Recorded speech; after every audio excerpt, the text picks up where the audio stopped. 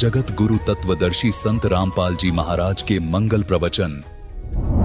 तो परमात्मा जब कुटिया से बाहर निकले, जैसा सतलोक में उनके सिर पे मुकुट है, ऐसा मुकुट आकाश से आया और ऐसे सिर पे रखा गया, और ऊपर से आकाश से फूल बरसने लगे परमात्मा के ऊपर। सिकंदर लोधी ने अपने हाथी पर बैठाया, अपनी अंबारी में, साथ में रविदास जी। कबीर साहब बोले, आजा भाई मित्र तू भी।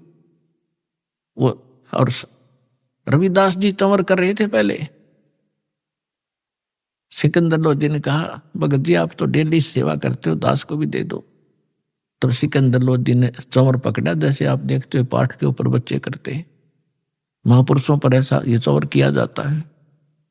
चंवर का मतलब है जैसे माखी माछर बैठे उस तरह हलाया करें, ताकि हाथ कपड़ा मारे तो उसका लाग जाए, मर ना जाए। यानी इतनी नम्रता के कारण उसको चंवर को संत के ऊपर डुलाया जाता है।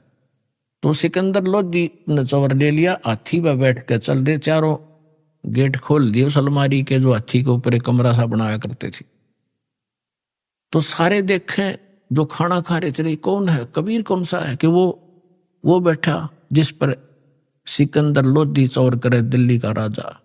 काशी की बात है ये, कि यू है वो कबीर, ये है वो कबीर, सेठ कबीर। वो सेठ है दिखा जो सुंदर मन और पैर रहे ऊपर, सेठ तो वह है ही, कंगाल तो सारा संसार है उसके सामने। तो जब वहां जाकर उतर के हाथी परते, सारे मेले में घूम कर जय जयकार हो रही, जय हो कबीर की, जय हो कबीर जी की। वाह भाई, सेठ बड़े मोहन भोजन कराए, बड़े ठाट हुए, ऐसा सब जय जयकार करे, जो रोटी खा हुए गुण गावे। फिर केशव बैठा था जिस टेंट में, वहां से एक सेवादार गया और करबद्ध होकर कहा कि महाराज आपको आपका मित्र याद कर रहा है, केशव। तो सिकंदर लोधी, रविदास जी और परमात्मा उतर के हाथी से नीचे चल पड़े। जब उस टेंट में गए, टेंट को केवल सीलिंग छोड़ दी, ऊपर कर दिया उसको ऐसे। और क्या नीचे एकदम सामने देखते देखते एक सुंदर मनोहर पलंग आया, उसके ऊपर इतने सुंदर गद्दे बिछ गए, इतने बढ़िया, उसके ऊपर एक चद्दर बिछ गई जिसके हीरे मोती लाल जड़े हुए थे। उस पर बैठ के भगवान बीच में जच गए। इत सामने दूसरे रूप में केशव बैठा है और एक रूप में मालिक कबीर रूप में बैठे। राजा और सब प्रजा नीचे बैठ कर सत्संग सुन रही है। कहते हैं परमात्मा ने 24 घंटे तक सत्संग सुनाया उन प्यारी आत्माओं को।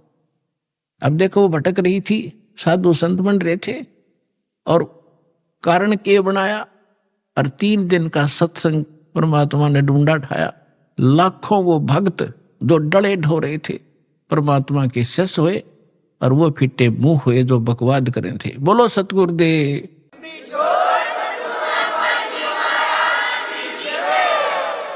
ये बहुत लंबी वार्ता है, कभी फिर समय आने पर।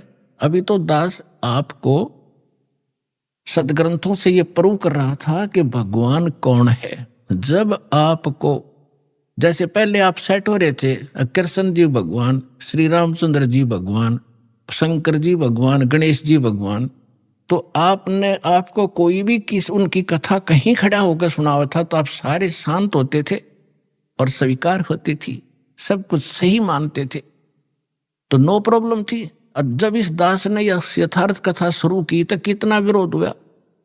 कहता दास जाने या मेरे साथ उस समय से संघर्ष करते हुए आपके भाई बहन चल रहे हैं, वो जानते हैं आप तक हम कैसे ही संदेश को पहुंचा पाए।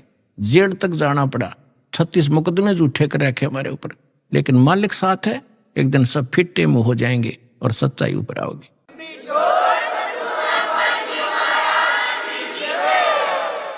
तो एक बार आपके हृदय में जब ये पक्की हो जाएगी पूरे विश्व के कबीर इजगोट, फिर ये कथा सुनाया करूंगा और वो अमृतवाणी सुनाया करूंगा जो हृदय में जाकर लगेगी प्रत्येक प्राणी के। अभी इतना समय नहीं मिलता क्योंकि इसमें बहुत प्रकार के पॉइंट भी बताने पड़ते हैं, फाउल पॉइंट भी बताने पड़ते हैं, और पहली कक्षा का बालक भी पहले दिन आता उस वाला भी सत्संग साथ सुनाना पड़ता है। तो जिस करके ये थोड़ा सा समय कम मिलता है। फिर क्या होता है, शेख तकी कहते हैं नीच आत्मा तो नीचे भाषा रखता है। अब कई बार क्या कहते हैं, जो घना निकम्मा आदमी होता है वो किसी की बड़ाई नहीं कर सकता, नीच व्यक्ति बुराई तो कर सकता है।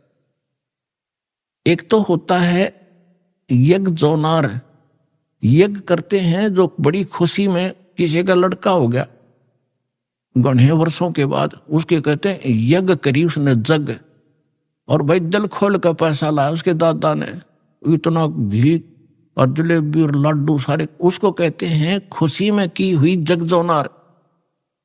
और एक होता महोत्सव, महोत्सव वो होता है जैसे किसी ने बता दिया कि तुम्हारे पिता का मर गया, दादा या पिता, उसका तुम ऐसा करना पड़ेगा, इतने कपड़े और इतने पंडित जमाने पड़ेंगे, तो उसमें वो दुखी से होकर फॉर्मेलिटी से कराया करें। 10 ब्राह्मण जमाने हैं, 10 के अंगूठे से टूटे फूटे से लिया करें, कति बिल्कुल सस्ते से, उनके उतने जूते और कपड़े वो फॉर्मेलिटी करते हैं, उसको कहा करें महोत्सव, जो कति दिल तोड़ के काम कराया जा। तो यहां शेख तकी क्या कहता है कि इसे भंडारे हम 100 कर दें, इसने क्या नाराय कर दिया। तो इतनी जब उसने बात कही, कहते हैं पहले तो बहुत जुल्म किए थे उसने काफी वर्षों तक, वो फाइनल बकवाद थी उसकी। उस दिन वो गूंगा भी हो गया और बहरा भी हो गया, वो शेख तकी। तो यहां गरीबदास जी कहते हैं कोई कहे जगजोनार करी और कोई कहे महोत्सा, और बड़े बड़ाई करा करें गाड़ी का डोथा। तो उस समय परमात्मा ने कहा कि भाई ठीक है केशव, धन्यवाद आपका, आपने मेरी इज्जत रखी। केशव कहते हैं हे भगवान शर्मिंदा ना करो, आप तो सारी सृष्टि के पालनहार हो, ये जनता के समझे तो बालक है, इनका बुद्धि को नहीं जो आपने पहचान ले। तब केशव ने कहा भी ठीक है भगतो लाद लो सारे टेंट वेंट, 5 मिनट में धर लिए ठाके बैलना पर, चलो मैं आ रहा हूं। जब वापस गंगा से निकलने लगी, वह गंगा फिर इतना ही पानी हो गया 1.5 फुट, और सारे बैल और बंजारे जब निकल गए जो वहां से आए हुए थे, 9 लाख बैल और इतने बंजारे सतलोक के भगतारे थे अंश। तो गरीबदास जी ने कहा कि वो बैल जब चलने थे ना पृथ्वी पर, और वो बंजारे 1 फुट पृथ्वी से ऊपर रहे थे उनके कदम, या उनका समझ में नहीं आया ये न्यू के ऊपर चल रहे हैं। इतनी बुद्धि वो तो खान खान पे लाग रहे थे, उन्हें क्या जरूरत थी कि देखने की कौन के ऊपर चल रहा है। तो उसी समय बैल पार हो गए गंगा। सिकंदर लोधी ने कहा कि जाओ केशव, आपका काफिला जा चुका है, दूर जा लिया होगा। न्यू खड़े होकर देखा पटरी पर चढ़ के, वहां कोई परले पार कोई बैल नहीं, कोई बंजारा नहीं। तो सब असमंजस में हो गया सिकंदर लोधी की, कहाँ गए वो सारे ही, तो 9 लाख बैल कोई नूता नहीं कि थे कोण में वृक्ष के आड़ में छप जाएंगे, वो तो पूरे कई किलोमीटर तक दिखाई देने थे। इतना सोच ही रहा था तो कबीर साहब कहने लगे चले गए जहां से आए थे। उधर से वो केशव उनके सामने दूसरा रूप परमात्मा के अंदर समा गया, एक कबीर साहब रह गए। बोलो सतगुरुदेव।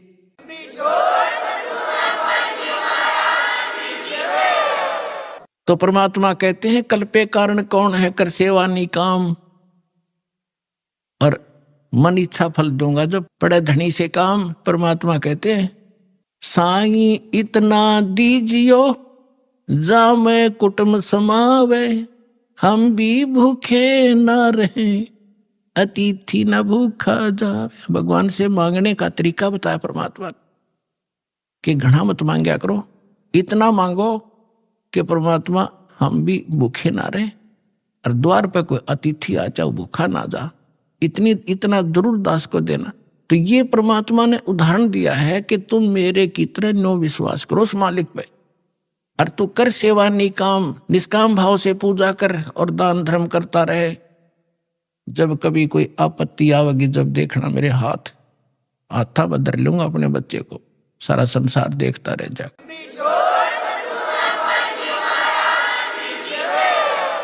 परम पिता परमात्मा पूर्ण ब्रह्म सर्व सृष्टि रचनहार कुल के मालिक परमेश्वर कबीर देव जी की असीम रजा से आप सभी पुण्यात्माएं सत्संग सुनने के लिए उपस्थित हुए हैं। प्रथम तो मानव शरीर महापुरुषों ने, सदग्रंथों ने बताया है कि बहुत ही दुर्लभ है, और मनुष्य जीवन प्राप्त करके सत्संग मिलना उससे भी दुर्लभ है। और सत्संग सतगुरु ही किया करते हैं, सतगुरु के बिना सत्संग नहीं होता।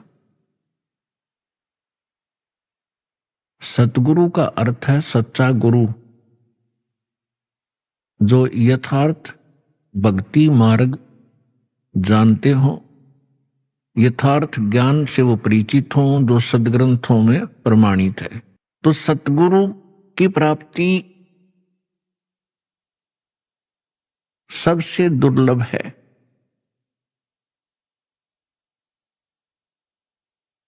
पुण्यात्माओं, सतगुरु कौन होता है? या तो स्वयं परमेश्वर हो सकता है जो सच्चा ज्ञान रखता हो, या फिर परमात्मा का कृपा पात्र उसका दास हो सकता है, जो केवल उसी के ही ज्ञान से सत्संग करता है।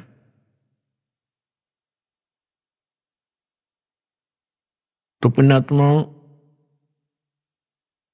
सतगुरु की महिमा बताई है परमेश्वर ने स्वयं ही। कहते हैं, सिद्ध तारे पिंड आपना, साधु तारे खंड, उसको सतगुरु जानियो, जो तारे देवे ब्रह्मंड। के सिद्ध साधक अपना ही कल्याण कर सकता है। परमात्मा से परिचित जो संत हुए हैं, वो कुछ एक डिवीजन को, खंड को, जैसे एक ब्लॉक होता है, उसको ही लाभ दे सकते हैं, और सतगुरु उसको जानना जो तार देव ब्रह्मांड, पूरे विश्व का कल्याण कर दे।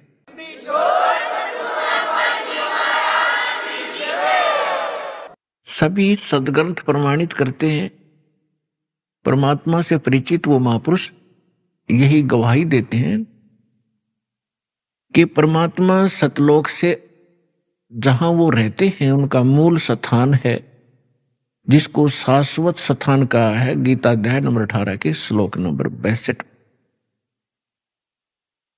कि अर्जुन तू सर्वभाव से उस परमेश्वर की शरण में जा, उसकी कृपा से तू परम शांति को और शाश्वत स्थान को प्राप्त होगा। शाश्वत माने जिसका कभी विनाश ना हो, अमर लोक। तो वो परमात्मा उस अमर लोक में रहते हैं, मनुष्य दृश्य हैं। अभी तक ये अनाड़ी, अज्ञानी, ये नकली गुरु सतगुरु कहलाते रहे, इनको ज्ञान कुछ था ही नहीं। ये सतलोक के अंदर प्रकाश ही प्रकाश बताते हैं, और आत्मा का कल्याण ये बताते हैं कि उसमें जाकर जैसे बूंद समुद्र में मिल जाती है, ऐसे ये आत्मा उस प्रकाश में विलीन हो जाती है। ये है लोकवेद अज्ञानी झूठे सतगुरु, नकली सतगुरु जो बने हुए हैं, इनका ज्ञान। और कुछ एक चतुरता दिखाते हैं, जिसको कहते हैं little knowledge is the dangerous thing, नीम हकीम कतराए जान। एक ये रांजड़ी के अंदर, एक जम्मू के अंदर है, मधु परमहंस कहलाता है, कक्का पता नहीं, कबीर साहब की वाणी को पढ़कर सुनाता, सारे उल्टे अर्थ लगाता है। उसने थोड़ी सी चतुरता दिखाई है कि वहां आत्मा, परमात्मा तो ऐसा ही है, एक प्रकाश है, और उसमें आत्मा डॉट डॉट, बिंदु सी गोल गोल सी घूमती रहती है। कोई बात हुई है? तो ये सतगुरु नहीं है, ये नकली है सारे, जो भगवान से परिचित नहीं, जो सदग्रंथों को भी ठीक से नहीं समझ सके। हमारे जो धर्मगुरु हिंदू धर्म के थे, आचार्य शंकराचार्य, मंडलेश्वर, संत, ये अपने ही सिलेबस से अपरिचित थे। आज तक ये ब्रह्मा विष्णु महेश को अजर अमर, इनके कोई माता पिता नहीं, इनकी कोई मृत्यु नहीं होती, यही पूज्य है। और हमारे सदग्रंथों में लिखा ये नासवान है, इनकी जन्म मृत्यु होती है, इनकी माता दुर्गा है, पिता ज्योति निरंजन काल है। और ये पूज्य नहीं है। तीन देव की जो करते भक्ति, उनकी कदे ना होवे मुक्ति। ये है सच्चा ज्ञान, ये है शास्त्र प्रमाणित ज्ञान। और परमात्मा के मुख कमल से भी यही ज्ञान उच्चारित हुआ था 600 वर्ष पहले। परमेश्वर कबीर जी ने कहा था, तीन देव की जो करते भक्ति, ब्रह्मा विष्णु महेश की, उनकी कदे न होवे मुक्ति। और फिर नीचे की माता मसाणी और ये अटपट, इनका तो फिर गली छट दे, इनकी तो फिर बात ही खत्म है। तो जो प्रसंग चला है कि परमात्मा स्वयं आते हैं और ये सत्संग स्वयं ही सुनाते हैं। और वो वेदों में परमात्मा का एक गुण लिखा है कि वो सतलोक में रहते हैं, मनुष्य दृश्य हैं, और वह एक सिंहासन पर विराजमान है, तख्त पर। तख्त मीन सिंहासन। जैसे हम इतिहास में पढ़ा करते थे, दिल्ली के तख्त पर अकबर 12 वर्ष की आयु में ही तख्त पर विराजमान हो गए थे। तख्त माने सिंहासन, यानी राजगद्दी। तो वहां परमात्मा तख्त पर विराजमान है, सिंहासन पर विराजमान है, मनुष्य दृश्य, अपने ही उनिहार है, अपना सृजनहार। महापुरुषों ने जिनको भगवान मिले हैं, जिन महापुरुषों के हृदय कर दास नाम गिनाता है, उनके शुभ नाम आपको सुनाता है। फिर सुना देता हूं, क्योंकि महापुरुषों के नाम लेने तो पुण्य लगते हैं।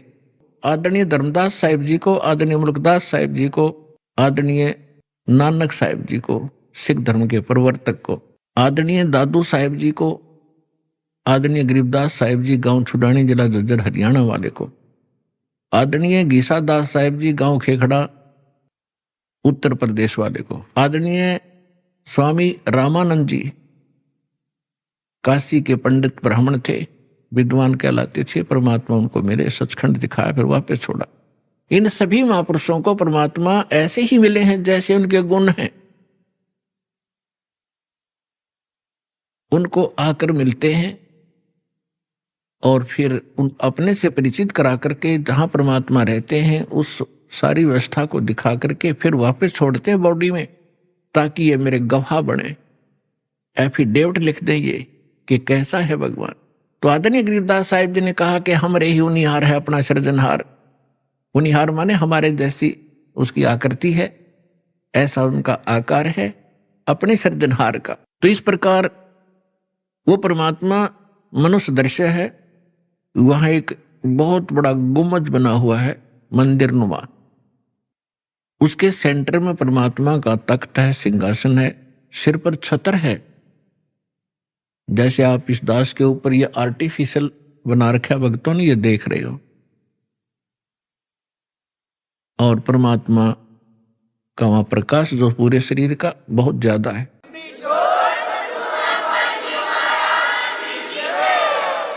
उस परमात्मा के एक रोम माने बाल, एक रोम कहो या रोमकूप कहो, क्योंकि शरीर से ही, उनकी बॉडी से ही प्रकाश निकल रहा है, झलक रहा है, उसी से उसके रोम यानी बाल प्रकाशित हो रहे हैं। करोड़ सूर्य मिला दे, करोड़ चंद्रमा, तो भी एक रोम यानी बाल का प्रकाश ज्यादा होगा। तो इतना तेज है उस परमेश्वर का। वहां पृथ्वी है सतलोक, जैसे धरती आप देख रहे हो ये ऐसी, वो केवल व्हाइट कलर की है, जैसे आप बालू रेत देखते हैं। तो वहां वो पृथ्वी का कैसा रंग है, और उस पर वर्षा हो जाती है, वो सेट हो जाता है, तो भी कलर वैसा ही रहता है। तो ऐसा उस सतलोक का भी प्रकाश है, वो भी सौ प्रकाशित है, जैसे हीरा प्रकाशित होता है। हीरे में अपने आप चमक होती है, मोती में चमक होता है, इस प्रकार वो पृथ्वी है।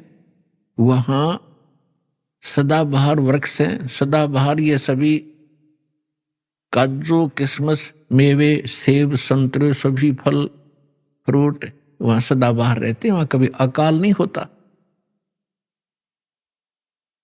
तो वो ये तो है वहां की सतलोक की डेफिनेशन। और परमात्मा कैसे हैं ये आपको दास बता ही रहा है कि मनुष्य दृश्य है, और वहां सृष्टि है ऐसी ही। ये तो डुप्लीकेट है जो यहां बनाए गए हैं, ये मिट्टी के शरीर, ये तो उसकी तुलना में एक खिलौने और मिट्टी से बने हुए हैं। और वहां का जो शरीर आपका स्वर्ण का हो, जो कभी विनाश में नहीं आता। इस प्रकार वहां सृष्टि है। वहां आपके पूर्व के सभी महल ज्यों के त्यों हैं। प्रत्येक व्यक्ति की एक विशेष टेंडेंसी है, एक वृत्ति है, जरा सा कोई अच्छी पोस्ट बन जाती है, उसको प्राप्त हो जाती है, या कोई धन चोखा मिल जाता है, बढ़िया कोठी बनाऊं, बहुत लंबी चौड़ी, ऊपर नीचे, और आगे पार्क हो, पार्क में फिर आगे बगीचा हो, एक साइड में तालाब हो, झूले डाल रखे हो, और फुहारे बनाता है आर्टिफिशियल के, कभी कभी फुहार भी डाल लूं, तो ये बनावटी है। अच्छा, यहां तो एक और समस्या है, ये सारा कुछ किसी ने बना भी लिया तो 36 टेंशन साथ लिए रहता, वो उस घूम रहा है बगीचे में, और टेंशन है कहीं और, ये बिगड़ गया काम, वो बिगड़ गया काम, ऐसे ना हुआ वैसे हो जाएगा। तो उसने वहां एक डुप्लीकेट बना भी लिया तो भी उसका सुख प्राप्त नहीं है उसको, व्यक्ति को। और सतलोक के अंदर ऐसे ही बहुत लंबे चौड़े प्रत्येक प्राणी के अलग अलग महल हैं। वहां आपका परिवार होगा। आपको कितने अच्छे लगते हैं अपने माता पिता, भाई बहन, अंकल चाचे ताऊ और बच्चे, रिलेटिव। और यहां ठीक है, अच्छे तो लगेंगे क्योंकि अच्छे हैं, और कल मृत्यु हो जा, टक्कर मारते रहो, कभी कभी भी जीवन में आप उनको नहीं देख सकते फिर। तो ये अच्छा लगते हुए भी व्यर्थ है। और वहां जाओगे आपके सारे सुख होंगे, वहां कभी मृत्यु नहीं होगी। कोई व्यक्ति नहीं चाहता मैं वृद्ध हूं, वृद्ध अवस्था प्राप्त हूं, बूढ़ा हूं, और बूढ़े होगे। कोई नहीं चाहता मैं मरूं और मृत्यु डेफिनेट। तो ऐसा क्यों हो रहा है, ऐसी धारणा क्यों आपकी? क्योंकि आप पहले ऐसे लोक में रहते थे जहां ना वृद्ध अवस्था है और मृत्यु नहीं है। वहां ये 5 तत्वों का बना हुआ पुतला नहीं है, इसमें कभी बीपी हाई है, कभी लो है, कभी राग खींच रहा है, कभी द्वेष। राग द्वेष वहां होता है जहां समानता नहीं होती, और वहां समानता है एक परमात्मा को छोड़कर। सबके एक जैसे बॉडी हैं, एक जैसा सबके महल हैं, एक जैसा खान पान है, कोई उसमें अंतर नहीं, और कोई अभाव नहीं किसी वस्तु का। तो राग द्वेष और इस तरह के जो रोग होते हैं, ये किसी त्रुटि के कारण होते हैं। तो आप जी उस स्थान को छोड़कर गलती से यहां आ चुके हो, और यहां आपका कोई ठिकाना नहीं। जिन महापुरुषों को परमात्मा मिले उन्होंने बताया है, आगे गए ना बावड़े, बावड़े माने वापस नहीं आए। पहले जो चले गए उन्होंने आकर बताया नहीं हमारे साथ क्या बीती। और रहते भी सब जाही, बिन साहेब की बंदगी कहीं ठोर ठिकाना नहीं।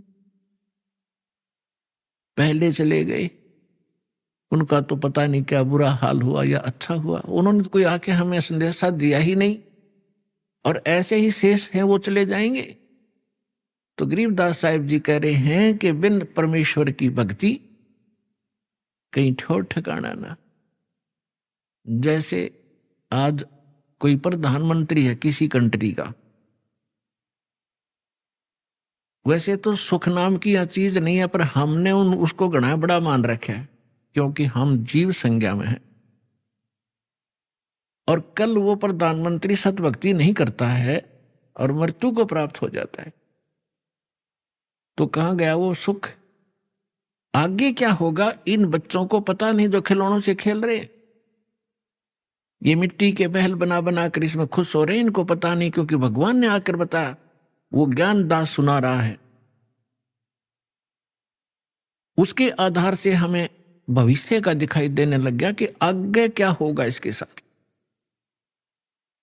उसके विषय में परमात्मा ने बताया है कि कबीर हरि के नाम बिन ये राजा रसब हो, रसब मन खच्चर,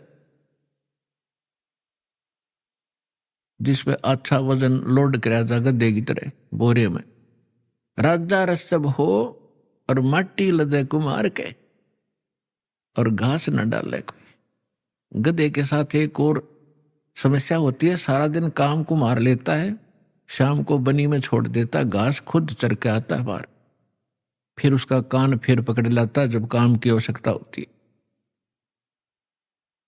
तो पुण्यात्माओं, परमात्मा ने ये जो ज्ञान दिया है आपको सतर्क करने के लिए दिया है, ना कि किसी की इंसल्ट करने के लिए। आप बालक हो, वो परमात्मा है, आप उसकी आत्मा हो, उसके बच्चे हो। अपने बच्चों को समझाने के लिए परमात्मा ने ना जाने कितने छल छिद्र करने पड़ते हैं, किस प्रकार के ज्ञान आपको सुनाने पड़ते हैं, क्योंकि आपने काल की भांग पी रखी है। कबीर ये माया अटपटी, सब गट आने अड़ी, किस किस को समझाऊं ये कुए भांग पड़ी। जैसे कोई शराब के ठेके पर आपने देखा हो कभी, चाहे 20 आदमी घूटी ला कर आ रहे हो सामने, सबकी एक जैसी भाषा, एक जैसी चाल, एक जैसी बोली रहेगी। तो हमने इस काल की इस त्रिगुणमयी माया की भांग पी रखी है। यहाँ के इन तीनों गुणों के दबाव से हम जो जो कार्य यहाँ चाहते हैं करते हैं, यह भांग है। और सभी एक जैसी वृत्ति होगी, क्योंकि सबने एक का कुएं की भांग पी रखी है। वो ज्ञान सुनने को मिला ही नहीं आपको। अब ये ज्ञान मिला है जो इस भांग को उतारेगा, ये एंटीबायोटिक है। और ये ज्ञान सतगुरु ही दे सकता है, और सतगुरु परमात्मा ही होता है।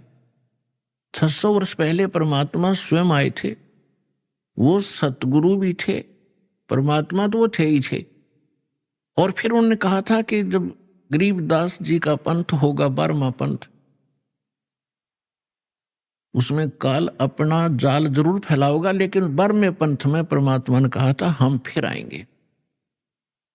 अब परमात्मा नहीं आए तो दास बेच दिया अपना। वही पावर, वही ज्ञान दास के अंतःकरण में फीड कर दिया, जो दास आपको आज वर्षा कर रहा है उस अमृत ज्ञान की।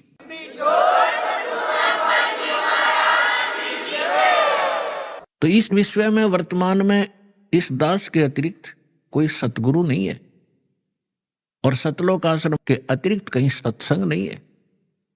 ये चाहे अनजान व्यक्ति प्रथम बार सुने, ये सोचे रामपाल अभिमान करे, रामपाल को अभिमान तो आसपास नहीं है, लेकिन ये सच्चा ज्ञान जरूर है, और यह सत्य है जो दास एक एक शब्द बोल रहा है।